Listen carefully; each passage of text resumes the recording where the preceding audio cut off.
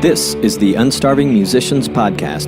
The podcast features conversation for musicians of all types and genres, a curation of expertise intended to help all musicians be better at marketing, business, the creative process, and all the other things that empower us to do more of what we love, make music.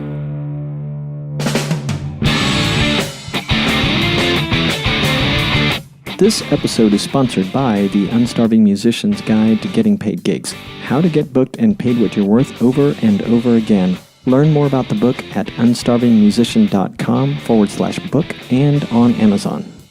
In this episode, I chat with Robert Berry, whose resume includes work with the Grady Kihn Band, his current gig, Ambrosia, Carl Palmer and Keith Emerson, Sammy Hagar, Jason Bonham, Steve Howe, members of Boston, Night Ranger, and his classic rock holiday band, the December People.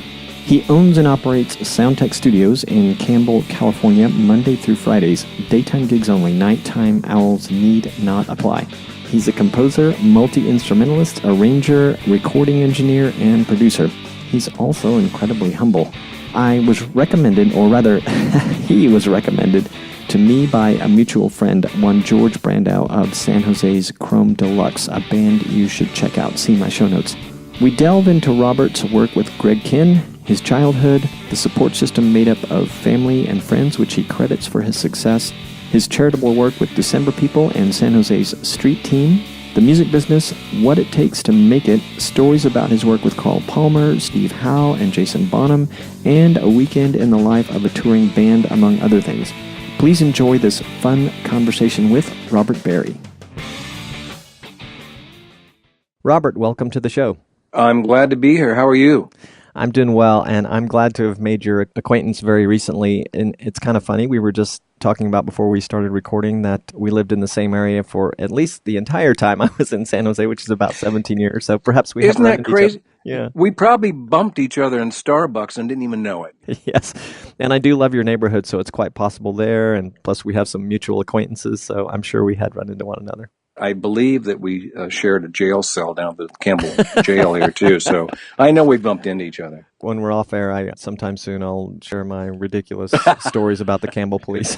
Okay. Nothing bad, but I do like to poke fun at them. So tell me about your studio. You were so kind to give me a little video tour. I'm looking forward to hopefully coming to see it in person in October. But since we started there, can you tell us about the work you're doing there and just kind of the history? Yeah, and it's funny. My studio experience really starts because my dad had a music store. When I was a little guy, my dad brought Vox guitars and amps, what the Beatles used, late 60s, whenever, mid 60s. And I could care less at the time because I was 8, I guess, when he first got them. And these amps are just so beautiful. They have chrome stands and all this stuff. My mom and I say, oh, they're so pretty. We didn't care what they sounded like, but my dad started selling a lot of them. All the local band guys would come in, the ones that have hit records, like in the late 60s, the Count 5 Syndicate of Sound had these garage band hits. I was sort of sentenced to music. It was so exciting to me seeing what's going on that when I got into high school, got a local studio and get a job there in high school. And I worked through college. And because my dad had a music store, I never sold anything I bought. And I'd get a little guitar. I had a little drum set. I got a bass amp. All these things because I wanted to learn all the instruments, how they sounded, and what I could do with them. That's why my studio starts there. I have, if you see my website, I have 130 guitars of all different kinds, all kinds of sounds. Every amp from Fenders to Marshalls to Vox amps. And it all has to do with the longevity in the business of never selling anything and making this studio like a museum. I showed you the ARP 2600 when you first got on the FaceTime thing here. That's an old synthesizer that they'd use in a thing like Frankenstein, Edgar Winter, and then the Moog synthesizer like Keith Emerson would use, and 2-inch tape machines. All this stuff still sounds great. And you walk in here and you sort of feel the history of music, because I have guitars dating from the 50s, synthesizers from the 70s, 80s, 90s, 2000s, have to get the newest and latest. Yamaha, concert grand piano, the best DW drum set. It's just a museum of good instruments and music here.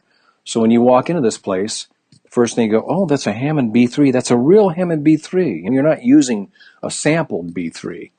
People walk in, they feel that. So I don't know if I'm answering the question or I'm rambling on like I told you I would, but the experience here is so unique. Everything is out. It's not put away in closets and stuff.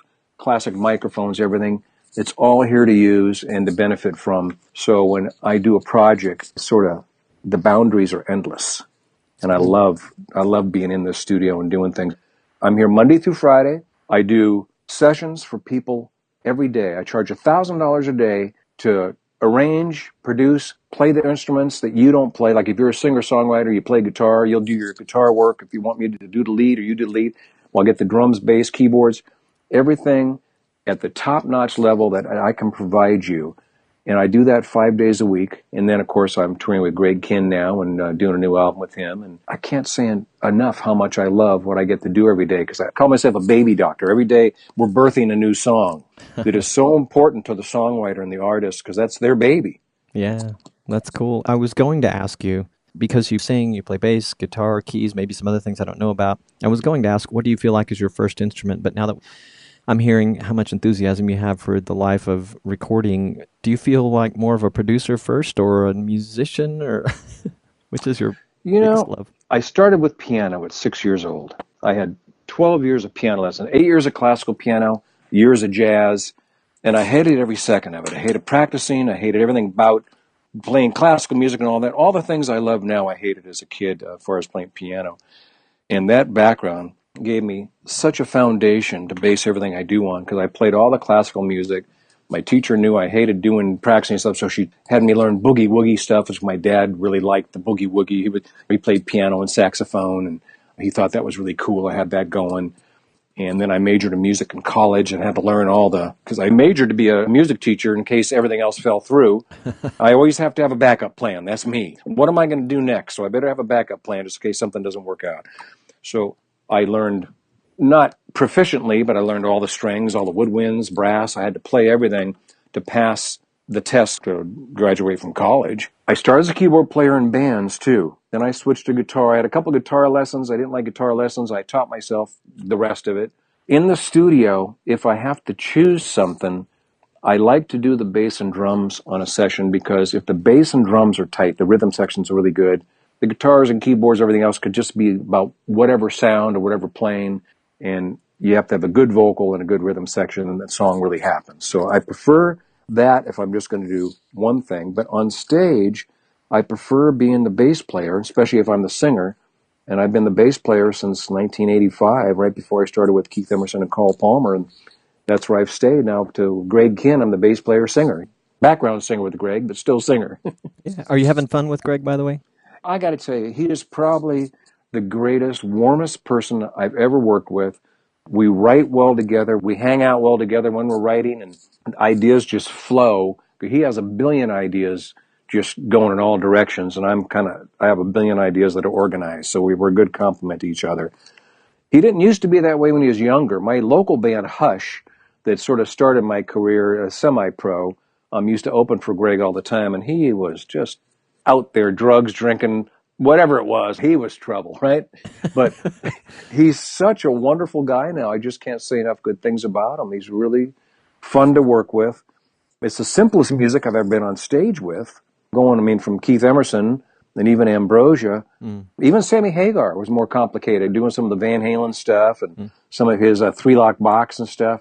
That was more complicated. Greg's straight ahead, but the audience loves him. And there's something about being on stage with that personality and those simple songs that the audience just has fun with, that is the other half of my music world next to the studio, let's say. Yeah, the studio's very deep and focused, and whatever the song takes in the studio is what I want to do. It's all music to me. I do mariachi stuff. Do you I've really? done Spanish stuff. Oh, yeah. I was raised, the studio I worked at in high school and college was in East San Jose, Tiki. I was just talking to Grady, the owner, this morning.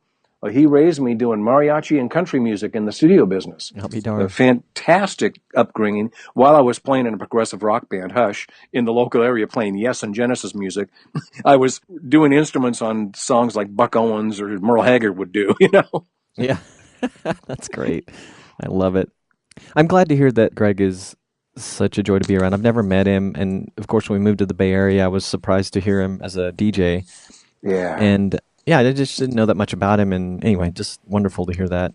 He had a But great radio show, by the way. he did. Him and Chris Jackson, Yeah. they really worked well. And Greg has a billion stories, and it's too bad that the radio station kept cutting him back on his talk. Hey, people don't want to hear that. They don't want to hear that. That's exactly what they wanted to hear. Everybody keeps saying, "Oh, I miss you on the radio, man. That was so much fun listening to you and the Stones story, and you with the Who and all." He toured with everybody. That's a guy that needs a podcast, isn't it? Yeah, we had set one up down at the studio here. If I still had you on video, I'd show you the table and the mic and all the chairs. They're all set up to do this podcast.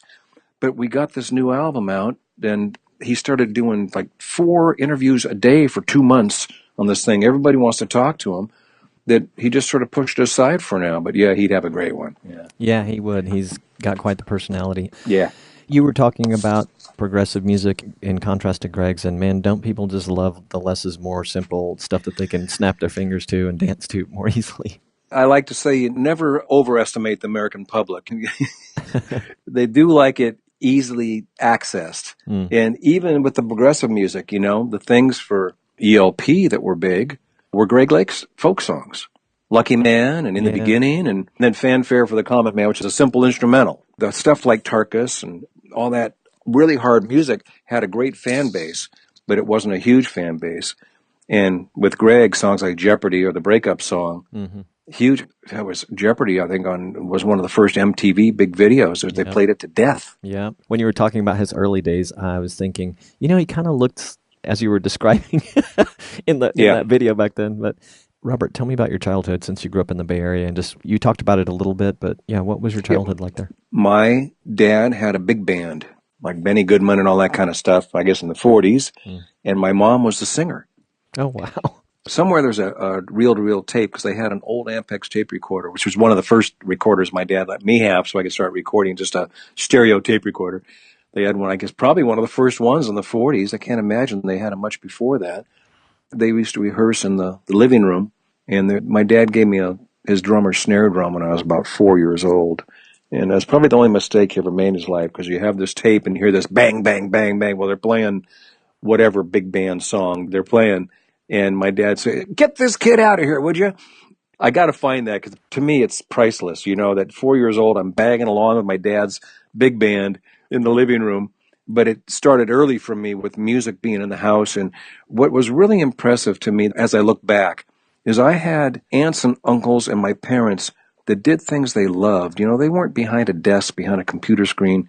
My Uncle Jack was a principal and ran the summer swim program at a high school at Leland, and Leland High School. And he loved sports and the swim thing and everything. And my dad had a music store and a band. My mom sang around the house you couldn't stop her from singing. They did things they loved, and they made a living doing it. And I look at now how people, they can make a lot of money, but do they really love what they're doing, or are they just good at it and they make a lot of money, so that's the reward? I look at high-tech companies and things, and I think, wow, that's like used to be an endless stack of paper that you just do the same thing all the time, and the paper really never goes away. It's just a different sheet. And now it's on a computer screen, right, and it really never goes away. It's not like building a house where you get done, you fold your hands, you go, "Look, I built that house. Yeah. That's done. Where's the next house?" That's what I got a lot of when I was little. I didn't realize it then, but people that enjoyed what they do and did the things they loved and made a career out of it, like our friend George, who cuts hair. He loves the business part of it and the hair part, everything. He does really well. His places where he look good, and he does great work, and he loves what he does. It's creative, and he gets a haircut done. He goes, "Hey," folds his arms. "Okay, next haircut. I got that one." Yeah, it's important, I think, to have that. I also had an interesting support system in my parents. When I first got involved in a band, I was in 7th grade. I was 12 years old, let's say 11 and a half. And these guys in high school, they were 17 years old, seniors in high school, thought if they got the guy's dad that had the music store, if they got his son in the band, they get free equipment. Smart thinking. They didn't care if I could play or not. And I couldn't play. I'd never been in a band. I never even played a chord. I was playing classical music at 11 years old still. I hadn't started the jazz stuff till high school. So they came into my dad's store. "Hey, we want your son to play keyboards. We hear he's really good." And what they're really saying, "We hear that he's in the band. We'll get at least a discount on the Vox amplifiers." And my dad looked at me, and I was so shy. He goes, "You want to do this?" I said, "I don't know." He goes, "I'll have him there. When's practice?" So he took me there, and I loved it because these guys, they were 17. They had been through all the starting phases of band where nobody knows what song to play.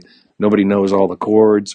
Maybe one guy likes hard rock and one guy likes country, one guy likes pop. You don't know what direction you're going in. Who's the leader of the band? There's so many things starting a band when you've never been in one that you just don't think about, like any business. So you only know what you know. Right. So these guys have learned through 4 or 5 junior and high school bands what to do. So I got into a working unit that actually a month later, I was making $30 a weekend playing, even though you couldn't hear me because I was playing soft because I didn't really know how to play in a band and they didn't care.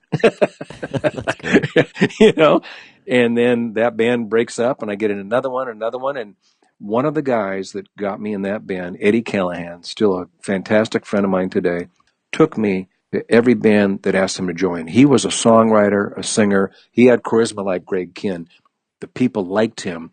I had no charisma, could barely play, was not a singer, but he took a liking to me and the possibilities of what maybe I could add as I got better and just brought me along. It was an amazing thing to get started in music, not only with my dad's and mom's band, sort of saying, oh, this is what people do. They have a band, which a lot of people wouldn't have that in their house, you know.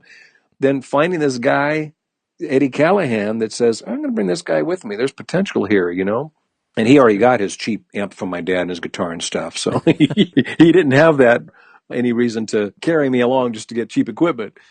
We did an awful lot all the way through college. I played with him and we started playing nightclubs and stuff at that point. Around here, the Odyssey Room was one, the Country Store was one, which turned into Rooster Teeth Feathers, which you may know, which is a comedy club. And in college, I played nights, 3 nights a week with him, and I bought my first BMW. Paid cash because I had played so much when I was going to college, and that's all because of Eddie Callahan. It was lucky these guys along the way took to me. I was shy. I wasn't a threat in any way, but they saw potential. I can't even tell you how many times that happened to me. My voice teacher, my professor in college, Dr. Gus Leese, I hated singing. You had to sing classical stuff. I hated that in college. So he let me sing show tunes, even though it wasn't accepted at the college. I didn't love show tunes, but it was better than for me singing opera. Yeah. Then for the juries and all things to pass, he'd have me learn the pieces I needed. But on the other times, he let me do something a little more pop-worthy. And he saw, again, something in me that I was a lousy student, I thought. And I didn't step up to achieve the level of what the other students in college were achieving within the curriculum.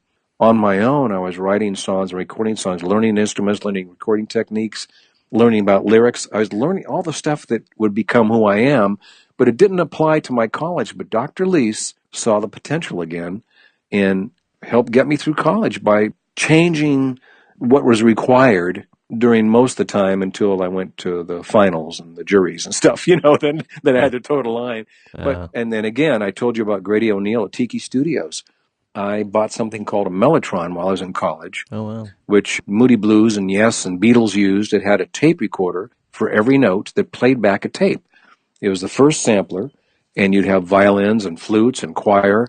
And because I got this instrument, and I took it to Grady's studio, Tiki, one time, he goes, I can get you a lot of work with this. And he started hiring me to play strings and the little flute things on these different sessions.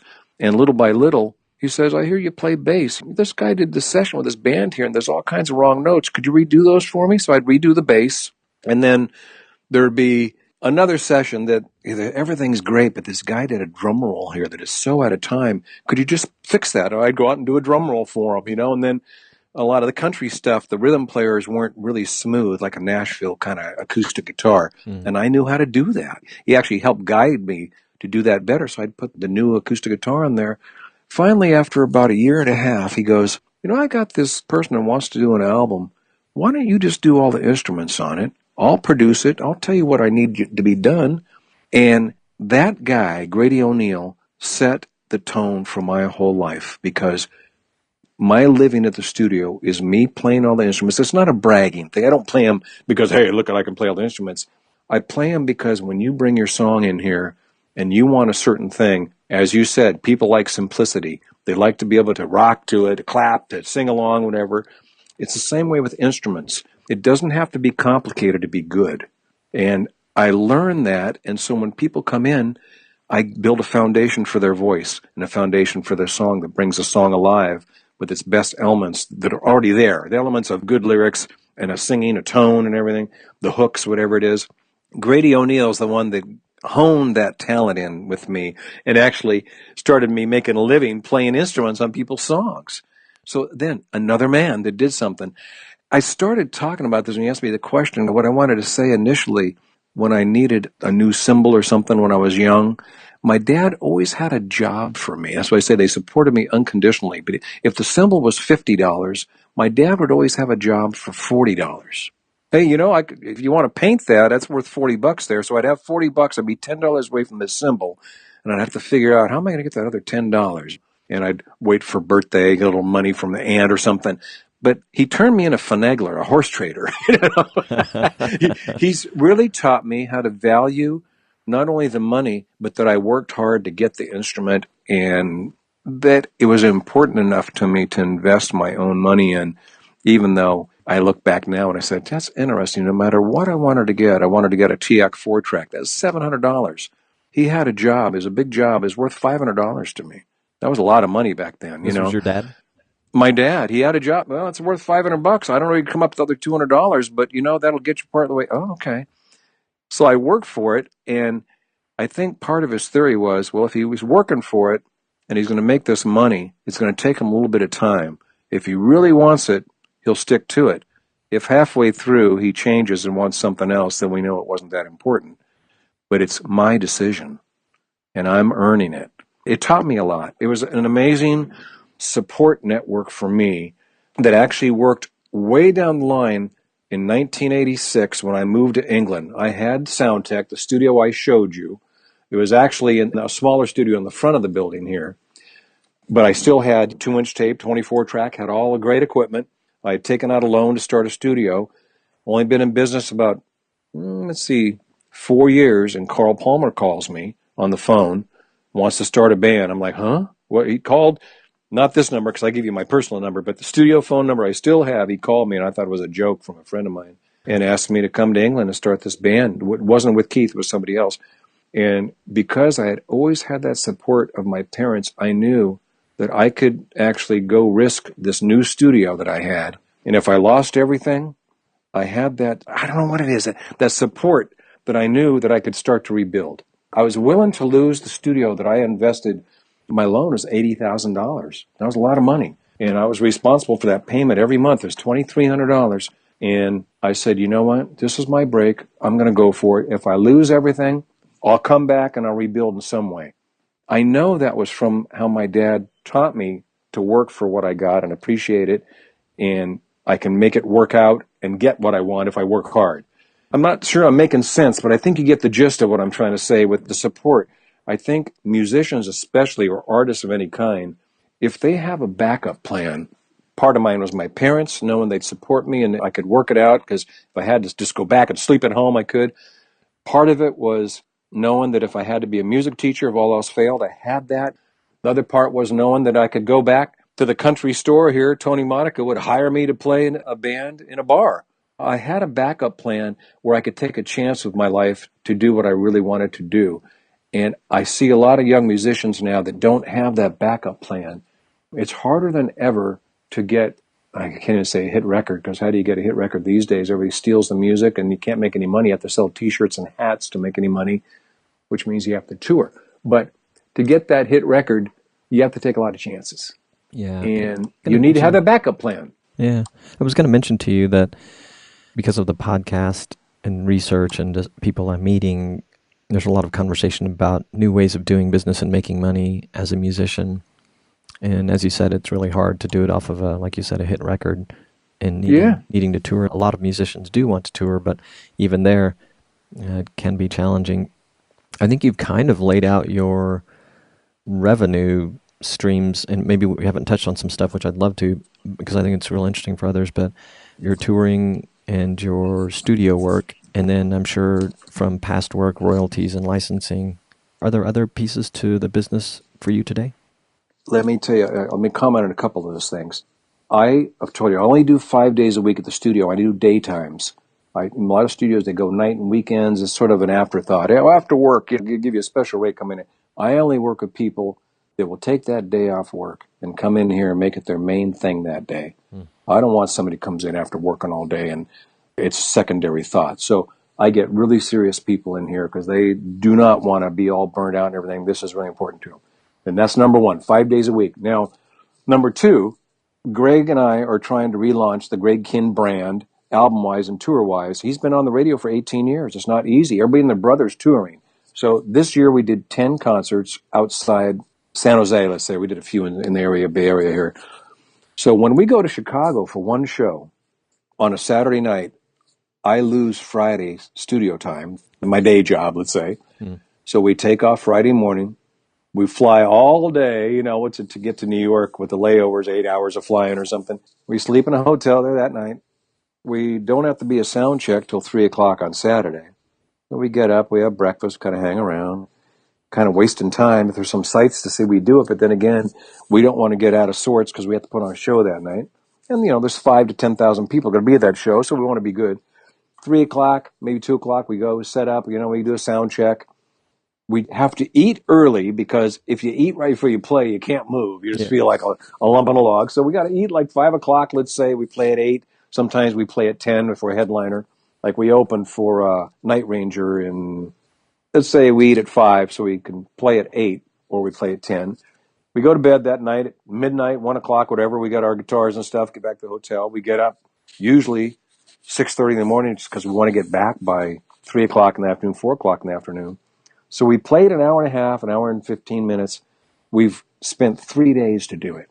And I don't think people realize the kind of dedication and the kind of time you don't make money for, you don't make a living, to go out and play that hour and 15-minute, hour and a half show. Yeah. It's labor intensive to say the least, but when you're on that stage and people are having fun with the music and we do a new song, like we have this crazy song called Pink Flamingos about this trailer trash girl that has pink flamingos everywhere, curtains in the yard, everything. Greg, it's a funny song. People love it. They sing along. They don't even know the song. By the second chorus, they're singing along. There's such a great reward there that 3 days for an hour and a half's worth of money and joy is worth it to us. But then again, takes away from the studio.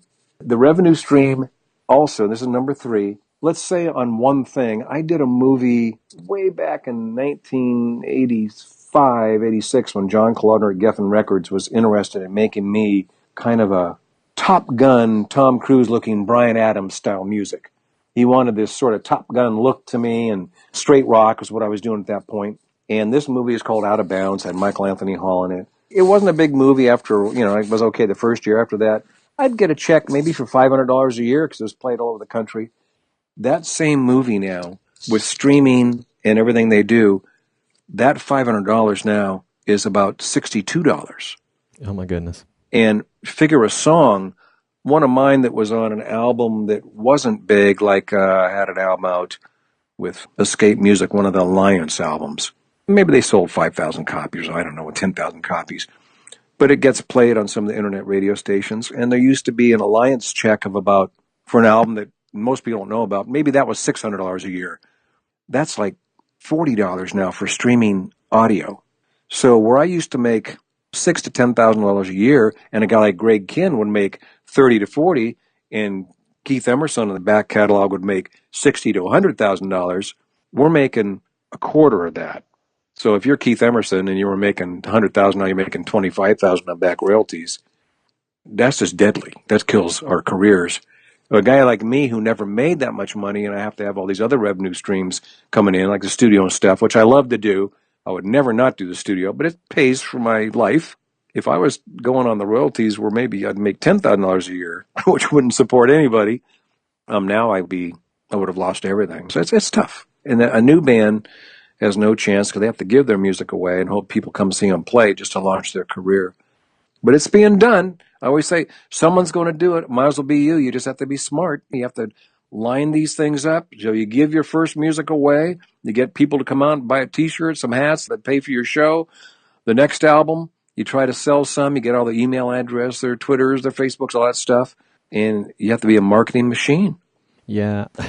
Taylor Swift came to mind because she's lashed out at Apple and Spotify, and she's a marketing machine, but it suddenly comes into focus. And she's been in the business such a shorter time and grew up in a different world in the industry for sure, but suddenly I'm sure she's seen changes too, but it suddenly becomes a little more clear. I have a friend who was big band throughout the late 80s, 90s, and he had commented a while back that the royalty checks were slowing down. And he's been keeping busy and doing other things too and still playing music, but yeah, I didn't really have a good perspective. That's very interesting. It's not slowing down as much as it's shrunk. Yeah. Before I forget, where did you go to college? San Jose State. Okay. I'm a San Jose guy. I was born right in San Jose Hospital here, and my parents' first house was right next to the Winchester Mystery House. Right there. Isn't that crazy? Yes, indeed it is. So a little bit more about the Greg Kihn brand. So you guys are having a great time with it. Yes. Greg is in every Wednesday.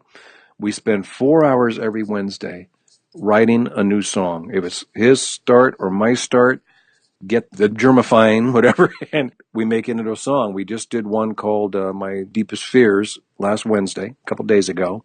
And the 2 verses, 2 choruses, don't have a bridge yet, but Greg's just really excited about it. And what he likes about coming down here every Wednesday, he lives up in Clayton, he's an hour and a half away, is we get something done. That's what I do down here. I make sure I'm organized. Whatever it is, you bring something lousy in here, by the time we spend a few hours on it, we're going to improve it and give you options to take home and try to improve it. And Greg comes in with good stuff because he's a great lyricist. He writes books and everything. And we turn it into a song. It's so much fun. That probably doesn't answer any question. But No, it is, in a sense. What is driving Greg and yourself on the rebrand effort? I'm sure a lot of it is fun, but where's it going to go? What kind of things do you guys have planned? What's driving it? When I joined him about, has it been 10 or 12 years ago, he played 1 or 2 shows every year. And the main one was the Concert, which was with the radio station. And it was big, at Shoreline. But that's all. He didn't care to be playing. He was getting up at 5:30 in the morning, doing his show, driving all the way down to San Jose from Clayton, and getting speeding tickets because he had this hot Corvette because they were one of the advertisers. And it was burning him out. He didn't want to play. But when I got in the band, I said, we got to start rekindling this thing because radio doesn't last forever.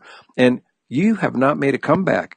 A lot of other people I've worked with, they made their comeback. They're out there playing. But you need to make a comeback. And he didn't get it at first. But then the radio thing started going away.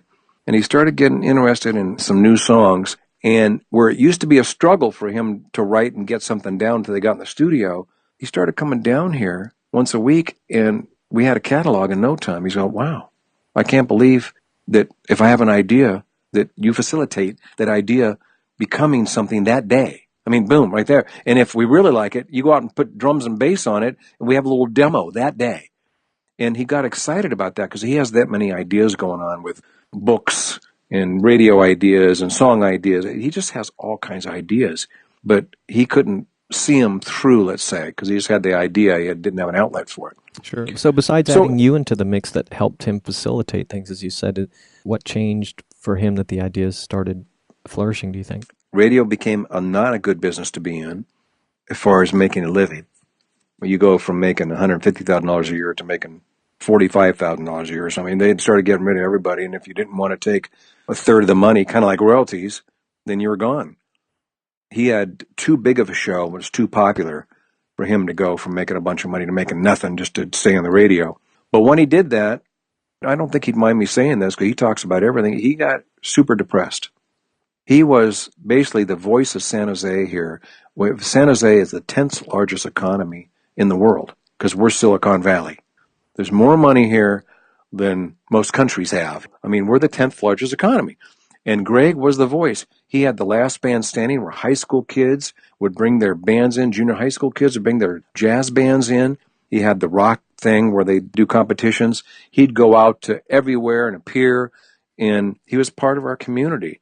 And when they canceled the show because he wouldn't take less money, he didn't have an identity anymore. He was identifying with the South Bay, San Jose here. And he got way down. And I did my best to try to say, hey, we'll play twice a year, once a year, maybe 5 times if we're lucky. Why don't we play 20 times a year? Let's make a comeback. Let's do an album. but he was too down to really do it. But I got him to come down and start writing. And then we found out that he had a clogged artery in his neck. The carotid artery was 75% clogged, the main artery to the brain. Because as we're working week after week, he can't remember words, and he's really struggling. And finally, they rushed him to the hospital, and they called me saying, we're not sure he's going to make it. We don't know what's wrong. He's like in a coma. I'm like, oh my God, you're kidding me. I mean, he was just here like last week, and he couldn't remember the words, and he couldn't really complete a sentence sometimes, but we got through it, and he's in a coma. And they found out that he had this artery blockage, and they cleaned it out, which is very scary, because if anything breaks off and goes to the brain, you're a vegetable. Yeah. About 2 months after that, we got together again, and there was a different Greg Kihn coming in. Not only had he faced death, and if it wasn't for his wife making sure everything went well and watching over him, he didn't know. He was in a coma for a while. He thought, wow, I'm a really lucky guy, and I did it twice before. He said, I made 2 fortunes before and lost them to ex-wives. It's time for me to get back on the horse. And we started this writing thing, and it just blossomed into more Greg Kihn stuff. Fortunately, I think for him is that when I'm involved with somebody, I sort of watch what they do and listen to what they do and check their history and stuff, and I can absorb that, because that's what I do every day for clients. I figure out what they want, and I do what they want to my standard, because I've had a lot of experience doing it. So I figure out what the Greg Kihn audience, and what does he do the best. And we put together a Greg Kihn audience album, and the reviews have been spectacular, because people are saying, if you're a Greg Kihn fan, you're going to love this album. And that's the best review you can get, because we want the fans that like him to like it. We don't want to... Boston's put out 10 albums since their big hit albums. You have never heard of them, because they're not doing what they did. I shouldn't say that. Gary's going to say, what'd you say that for? The guitar player, Gary Peel's a very good friend of mine, and we have December People and Alliance together. But it's true, they're not the same albums that Boston is known and loved for. They're different. Yeah, but to speak to that, I haven't had some inkling that they've done some stuff, but neither have I heard them.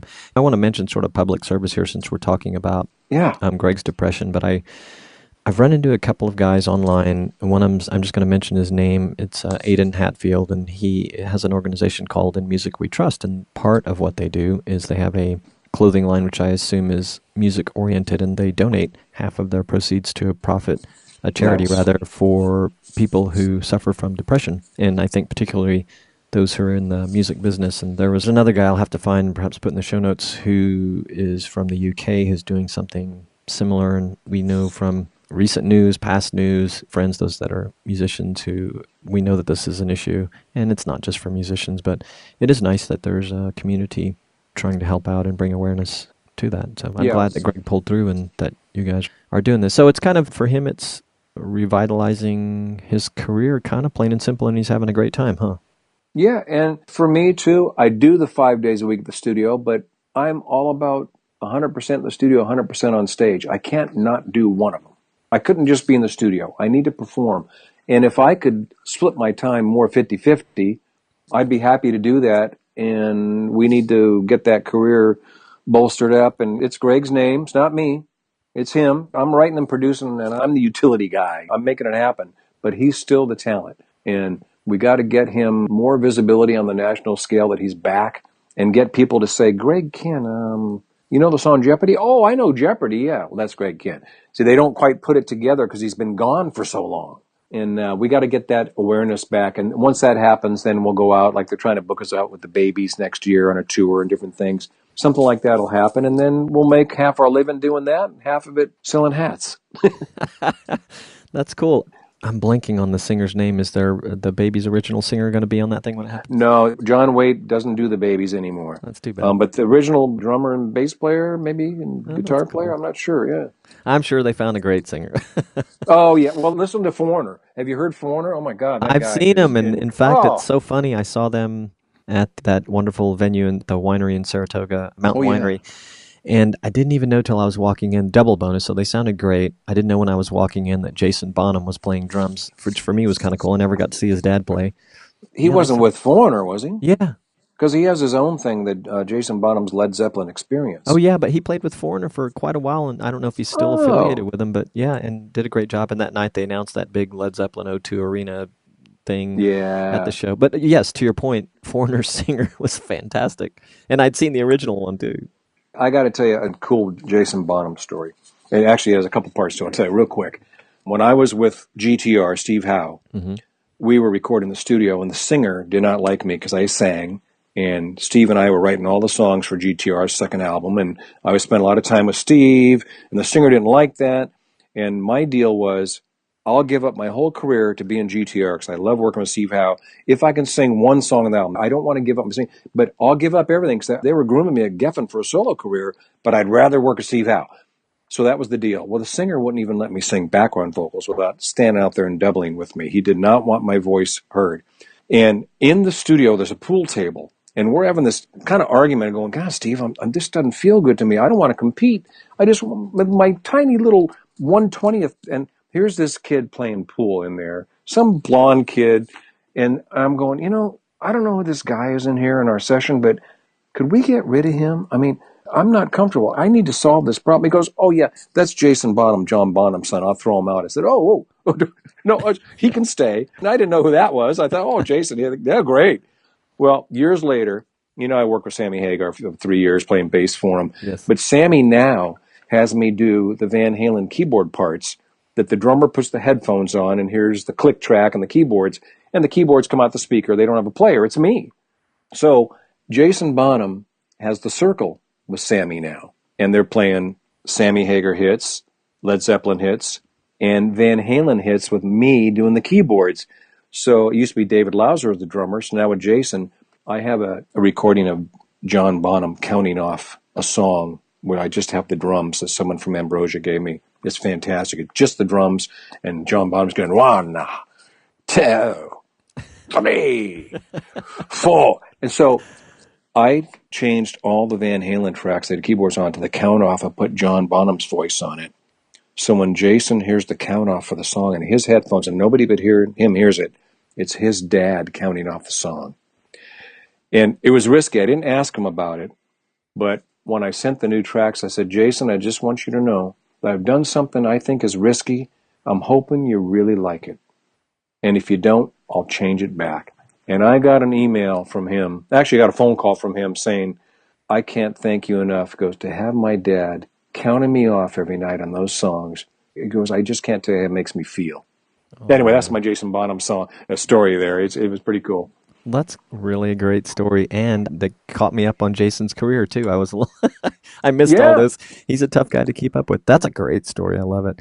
We sort of inadvertently circled around business, and I love to ask for the benefit of the listeners if there are things on the marketing and business front that either you've learned and they could be, maybe they were mistakes that you'd like to share so that others don't do them, or there are things that you learned or something you really wanted to share. Do you have anything on that front that you could offer up? God, I'd have to think about that. I will tell you that you have to be a bit of a narcissist to be really successful in this business, and I kind of don't have that piece. I do my thing the way I want to do it for myself, but I don't impose myself on other people. You have to go out there on stage and at least act like you're better than anybody else, because that's what the audience is there. They want to live vicariously through you. It sounds kind of rude, but it's not really. But they say nice guys finish last. It's a little bit of this business is being driven and tough about it and saying, hey, I got something you want to hear. You're going to love what I'm doing. That's hard for me to do, but I realize I could have been much more successful, at least in my own solo career, if I would have been that guy. I would give people that you have to really believe in yourself and sell yourself.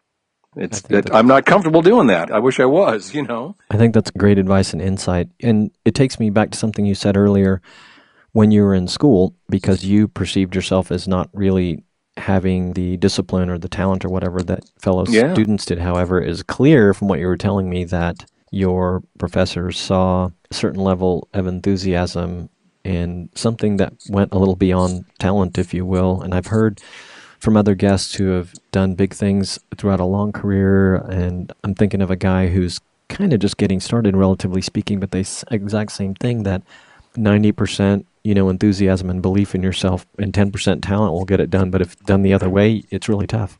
I got to tell you, though, what I've found at least people with me, is that I'd rather you treated me poorly than me treating you poorly. I can take you treating me poorly. I'll just cut you out of my life and off my list and you're gone. You're dead to me. But if I treat you poorly, that bothers me for weeks and months, come back to haunt me because I don't want to be that person. I want to be the person that treats people right. And I've always tried to give more. I've received a ton, but I'll say give more than I receive. I'm always saying, what can I do? I do a lot of charity work with December people.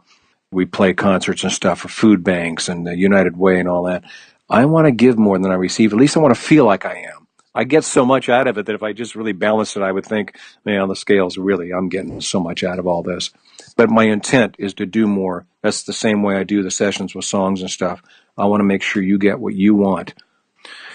I think that people recognize that in me, that I care about people and I want to be a productive part of a team or go the extra mile if someone needs something, if they appreciate it or not. I kind of do it for me. That's the person I want to be.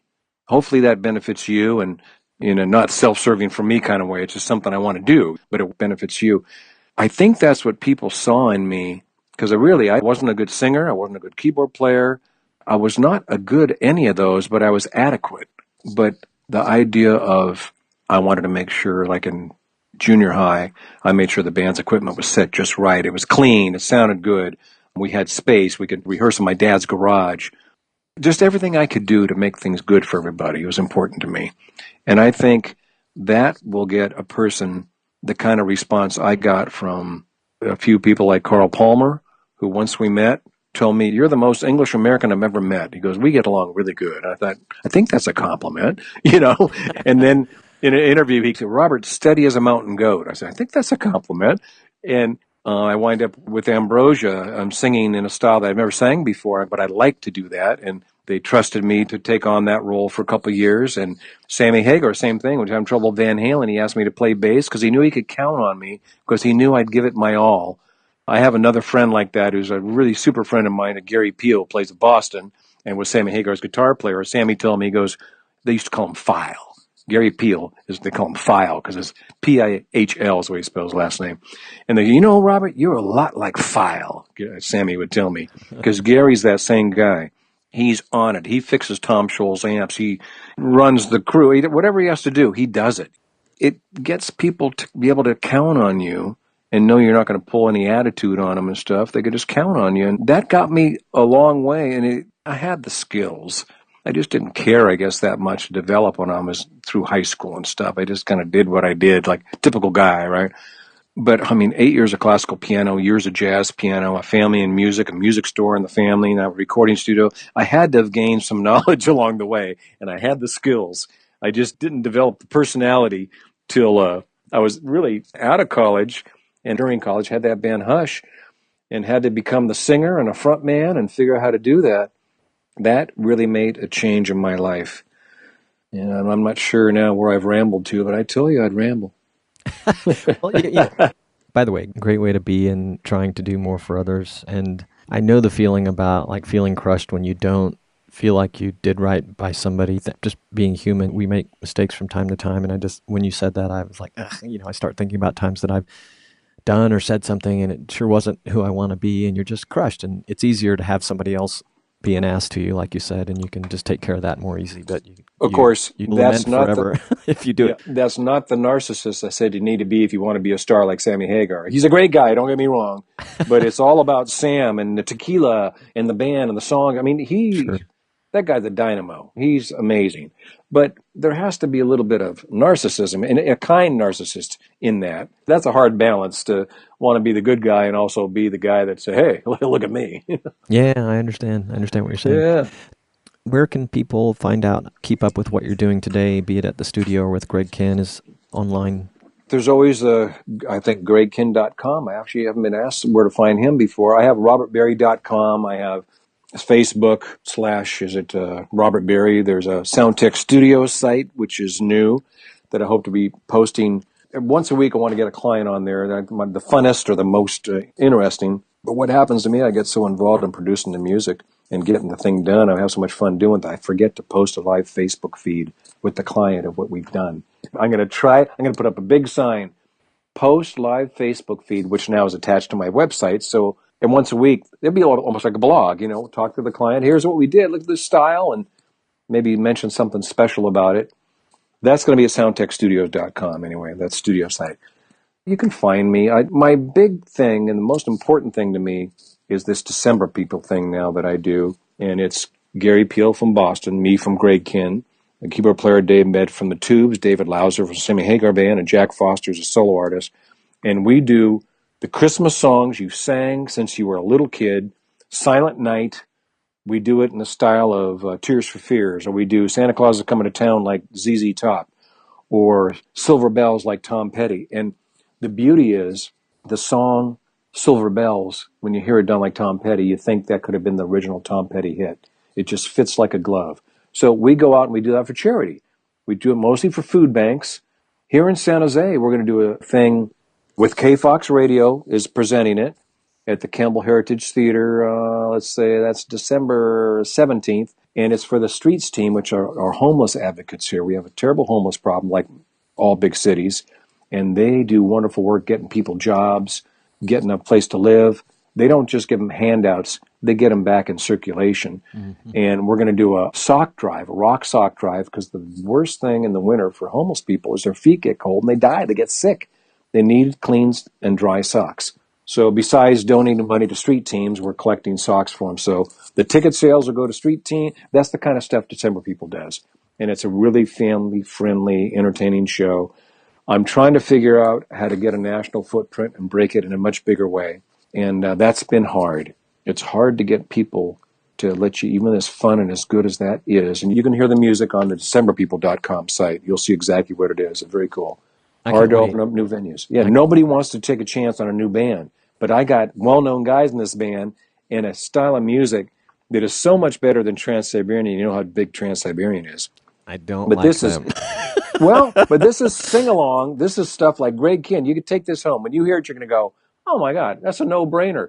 That is such a cool way to do Christmas music. I'm so tired of hearing Bing Crosby.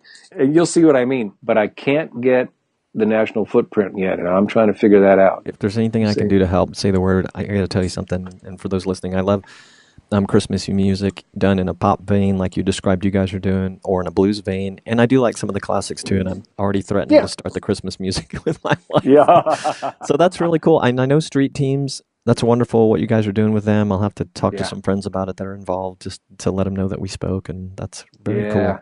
Great organization. And every year we'd go to Kansas, we'd go up to Michigan. This year I'm keeping it at home. I'm actually doing something different. I have a sort of what I call a greatest hits album. It's called St. Nick's Picks of the fan favorites of all our 4 albums. They're all on one album. And I've bottled with a special winery, Scove, up in the mountains here, a St. Nick's Pick wine.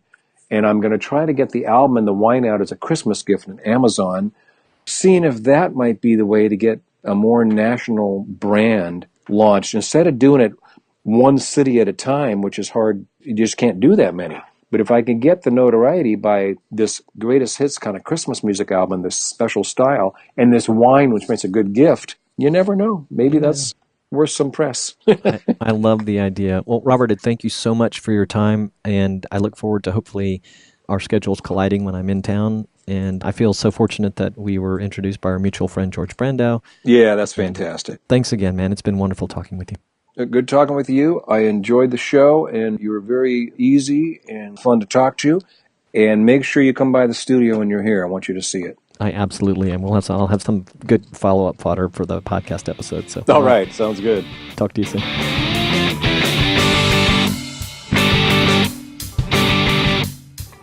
Hey, this is Rabanzo. Thanks so much for listening. If you enjoyed this podcast, please subscribe on iTunes, Stitcher, or Google Play Music. If you liked this podcast, please leave a review.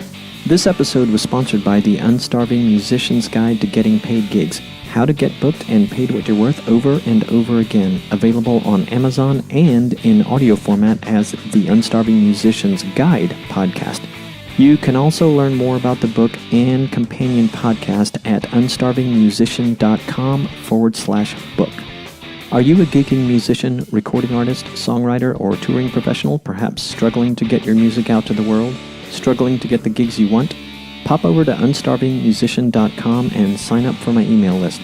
I'll send you occasional emails about upcoming episodes, expert tips and advice, musician resources, and anything else I come across that might make your journey better and brighter. The Unstarving Musicians podcast is edited by Juan Perez. Are you a podcaster? Would you like 20% off on editing of your first 4 episodes? Visit the show notes for this episode for a link to Juan's freelance profile or unstarvingmusician.com/resources and mention you heard about this offer through the Unstarving Musicians podcast. With much gratitude, peace, love, and more cowbell.